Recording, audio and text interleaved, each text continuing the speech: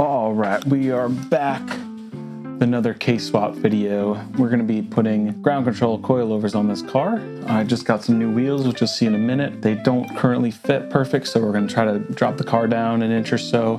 Let's get into it.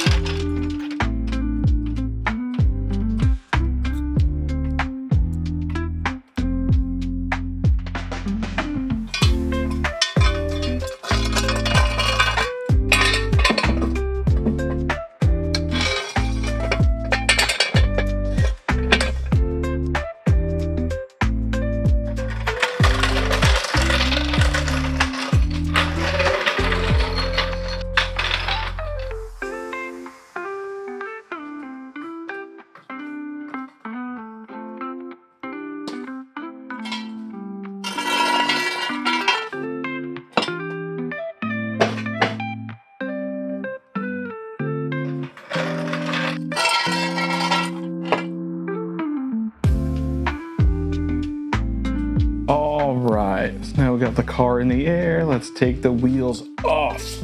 So here are the new wheels. These are Work Equip 03s. They're 15 by 8 ET22. This is the A disc profile, which gives you a little more clearance at the brakes. You can see it's still pretty tight, and it's very close to the strut as well. This is a 205/55. I'm trying to fit a 225 probably, and I might space these out a little bit to get a little more room. I ordered these through TF Works. Took about 6 months or so, start to finish. This is the bright bronze finish with a matte anodized barrel. So anyway, let's take them off. And these aren't torqued or anything, I was just testing them, so.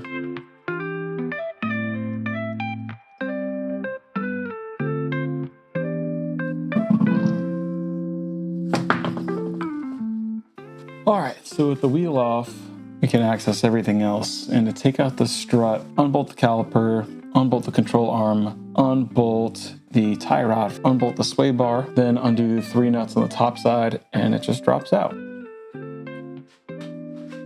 18 and a 17.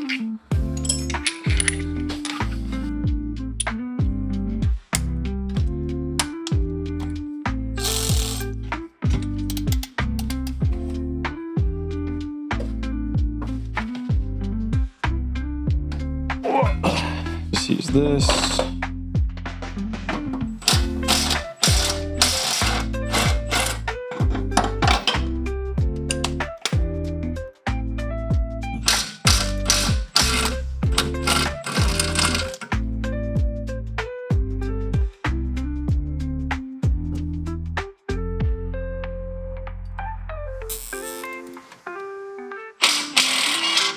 The tie rod is a little smaller. It's a 17.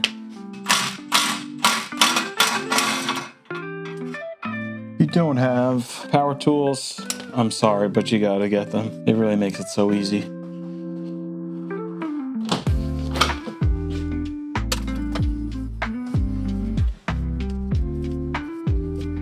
Probably should have just done that from the start, but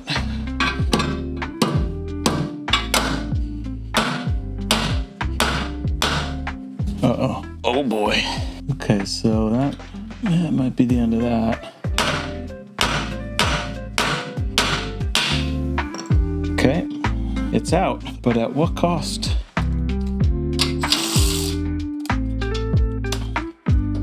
If we can get new nut on there, we're cool.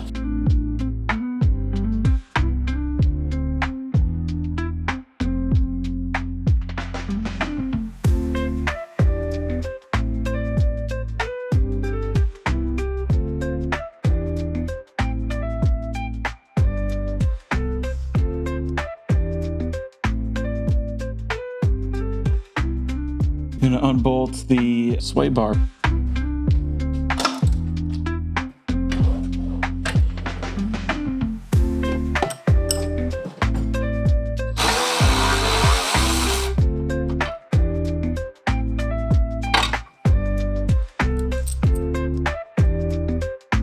So we're gonna put much more of the nut on this time.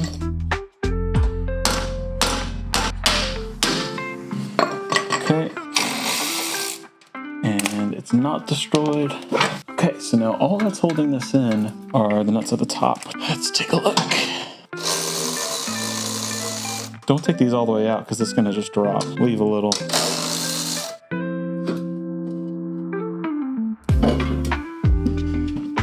Okay. And just like that. Oh, this is heavy. Off camera, I did a little prep work to remove the brake shields from my old struts. I'm just gonna touch this up with a little rust encapsulator paint while we have the chance, and I will do the same on the strut tubes.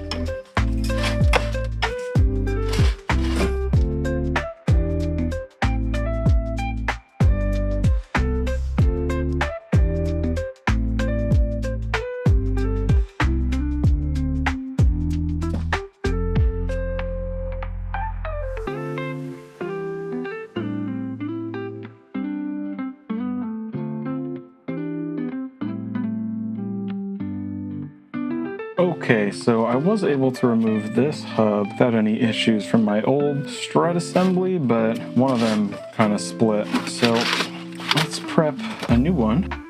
So I got some studs here. I just prefer to use studs. It's a lot easier to push your wheels on and off. A little medium Loctite.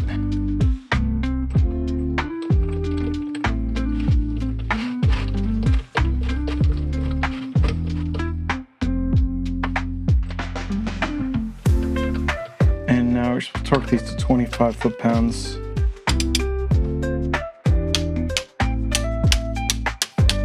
Now it's time to put this onto the knuckle here. But there's a crucial step many people forget about. So you got to put the shield on first.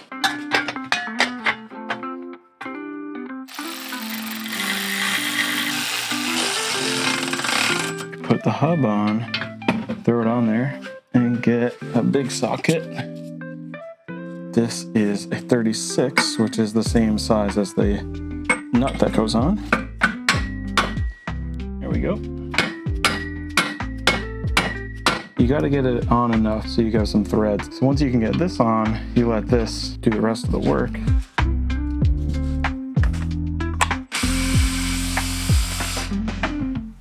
There you have it.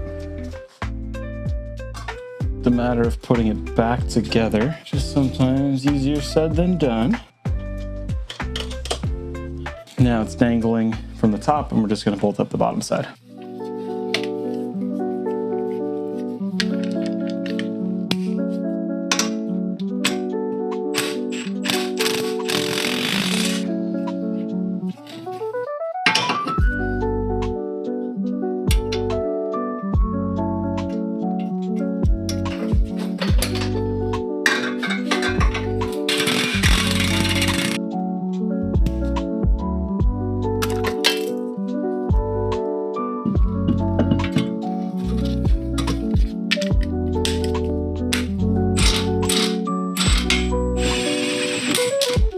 So that's all set. Now it's time to do the back. The back is a lot easier. Basically just have to unbolt this shock from the bottom of the trailing arm and replace the springs. The top of the shock is through the trunk, but it's very quick.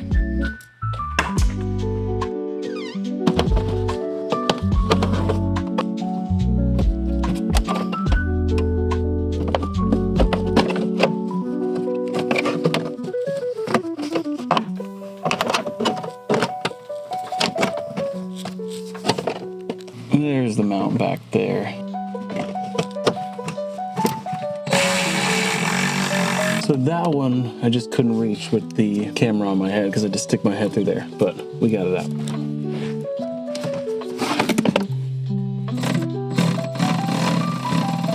Luckily these new ones just drop in and screw it in from the outside. Now we just gotta unbolt from the trailing arm.